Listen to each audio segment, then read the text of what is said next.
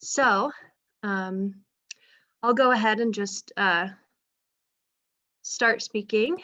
All right, next slide, please, Kayla. Thank you.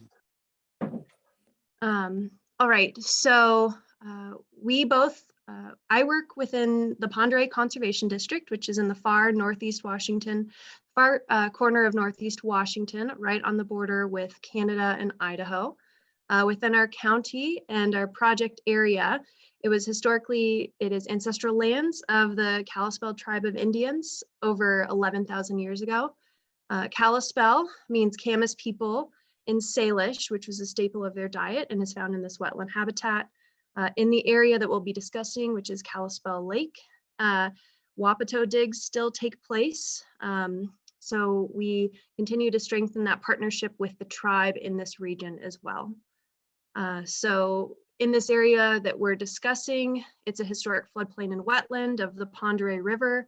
Now, of course, with multiple dams, diking districts, agriculture, a number of different human alterations to the landscape have really changed what it has looked like through history. But today there are approximately over 27,000 acres of floodplains and 34,000 acres of wetlands in Pend Oreille County.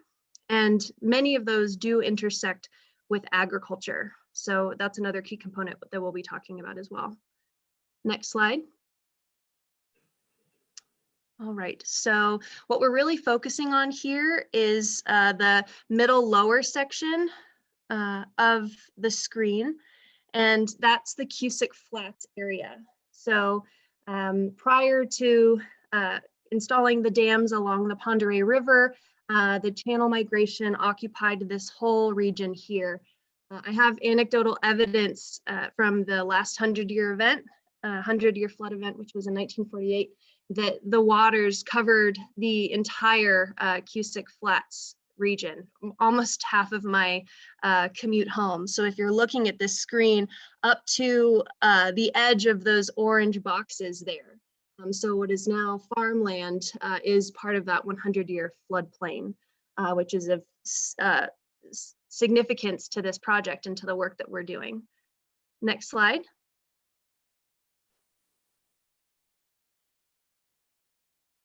Thank you. Again, so that's really a closer look here.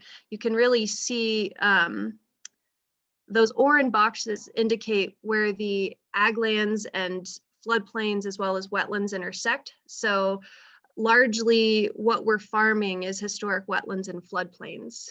In our region, we're fortunate enough, I don't know, some farmers might disagree with me, but I'd say for the sake of our soils and the sake of our wetlands and floodplain, we are far enough away from markets for annual crops like wheat, legumes, peas, what have you. So most farmers in this region do farm timothy for export. Again, it's not an ideal crop. You know, I, as a soil scientist or soil health specialist, would really like to see a more diverse mix in that, but they are perennial crops. So for voluntary stewardship purposes, which we'll be talking about later, this is a pretty, you know, it gets a B, I would say a pretty solid B for that critical area ag intersect that we focus so much of our efforts on. Next slide, please. So I'll just give a super brief history. The introduction of reed canary grass in the Pacific Northwest and the inland Northwest first was noted in the 1880s, and it was planted as a break-in crop out of forest land. So, which, you know, now that we know the extent of reed canary grass today is kind of interesting. It was first located or first identified in Pend Oreille County in 1897. It was sought out, of course, because of its high productivity and early production, ease of establishment, and of course, persistence, as we all know. What's interesting in our area is that because of those floodplains and wetland, that interest with agricultural lands, growing reed canary grass is not, you know, it's not feasible for a productive or economical hay crop, because farmers are unable to get out on, you know, on their hay fields to hay when reed canary grass is at high palatability, as well as it's nearly impossible to get your cows out there too, just for the potential impacts of soil. No one wants to muck up their soils. So it has proliferated significantly. And some anecdotal evidence in our area, when I talked to my old district manager in Stevens County, they say that NRCS was just giving 50-pound bags away like it was candy as erosion control measures along riparian areas after dredging. So if you just think of the history of conservation districts and then in the Soil Conservation Service and Natural Resource Conservation Service and where we are today and where we've come just in 50 years, it's pretty significant. So next slide, please. All right, so I'm gonna turn this slide over to Hank. All right. Can anybody hear me? Yes, yeah, we can. Okay, fantastic. I'm sorry, no bio. My name is Hank Jones. I took over management of the Calispell Duck Club about, I think, 2016 or 2017. And it's the oldest hunting club in Washington. It's primarily a waterfowl hunting club that incorporated in 1904 and obtained this 1,600-acre marshland or riparian area. And yeah, it was historically used by the Calispell tribe for camas, Wapato digs. It still is today. When I took over management of the club, I saw immediate potential as far as the surrounding, what was at one point pasture land surrounding the marsh, but had been abandoned as pasture land and has subsequently become about, hundreds of acres of reed canary grass, and I mean hundreds of acres. Mm-hmm. So I expressed my interest in eradicating the canary grass and trying to turn it into agricultural land or something of some use, whether it be, as Alex was saying earlier, timothy or an annual grain, just to in the meantime, while we figure out what we want to do with the land, and use it for wildlife habitat. Right. So I guess I'd go into the methods.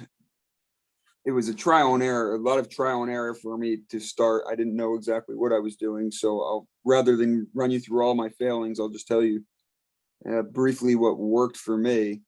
And it was really a 4-stage process, and I'll elaborate on each stage. First, it was the removal of the organic material of the grass. Secondly, would be spraying of glyphosate, which I know is taboo in a lot of the conservation world. Third part of the process would be till. And then the fourth part of the process would be either wait for a year or plant a cover crop. So to the beginning, removal of the grass is one of the most difficult parts, or removal of the organic material. I mean, the grasses I was dealing with, or we were dealing with here, were 6 to 7 foot tall stands of reed canary grass, at 30 acres at a clip, sometimes more. Next slide, please. And so I guess the ideal way to do that would be to, if you had a local hay farmer that would come in and mow it for you and hay it, that would be ideal. Unfortunately, usually because of these areas are abandoned, the pasture lands or the grounds are in kind of poor condition and a little bit rougher than most hay farmers are willing to go in and do. So you've got to find other methods generally, or I had to find other methods, which would be literally to go out there with mow it down, and then with a tractor just start scooping up grass. I tried using a hay rake, but you could possibly burn it. But one thing you would want to make sure is you get that out of there before you till it. If you try and till it without removing that, for me, I found just huge clumps of duff, and it was nearly impossible to fix after that. But after you do successfully, actually, let me backstep. Another great way to actually remove that grass would be if you were well planned ahead and you had the time to maintain it for an entire summer and mow it and keep it down through the entire summer before you spray, so that in the fall you could spray it just as a lawn. I think you'd be well ahead of the game the next year.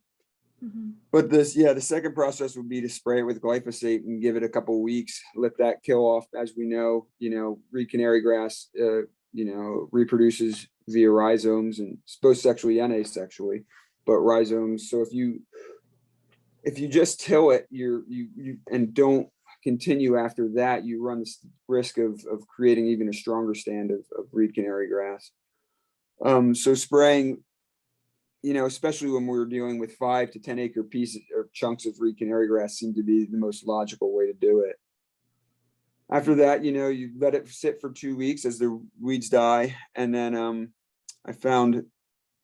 I was using a 50 horse tractor with a 6-foot tiller deck on the back of that. And this was incredibly time consuming.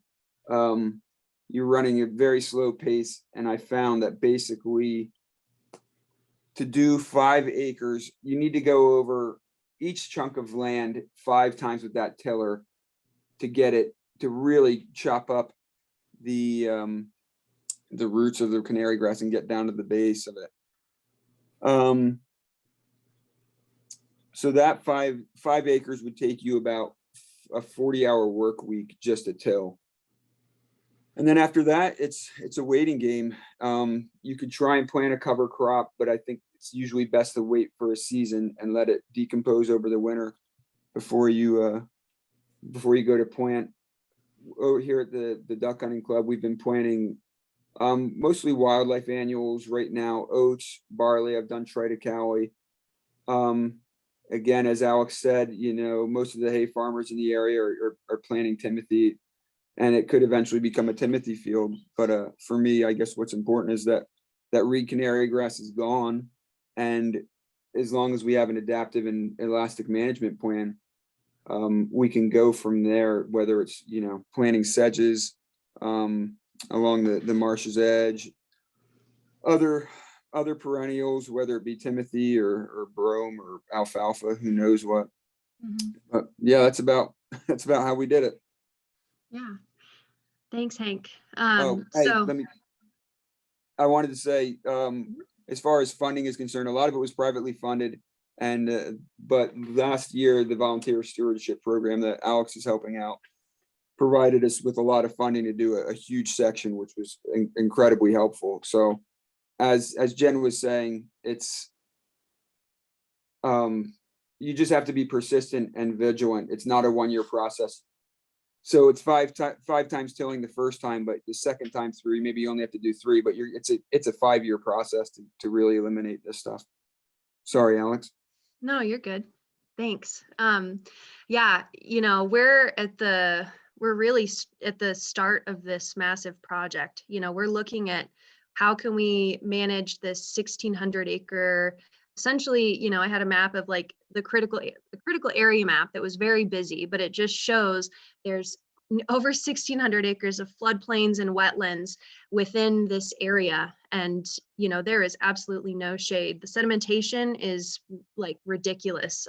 In the summertime, I mean, the water, it nearly dries up just because there's so much muck and sediment that's now settled in this lake that used to have such historic importance, And so it's really cool to see what other, where the development of other groups in this process, how far they've taken it, and has really given me some good ideas to look at this from a bigger approach. But again, this is a lifelong project. If we're really going to protect and improve this critical area, we need the support of the tribe, we need the support of the duck club, the county, and the region, just because it's worth it, and it's an incredible area, and I look forward to continue working with Hank on this project. So anything else, Hank? No, I got a question about after tilling, do I have an issue with the reed canary grass growing back? And yeah, it's probably going to be a multi-year process of both spraying and tilling. I think it gets less and less each year. I'm sure you could spot spray.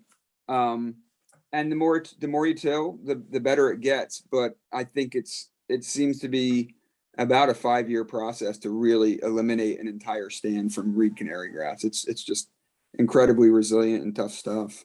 Mhm.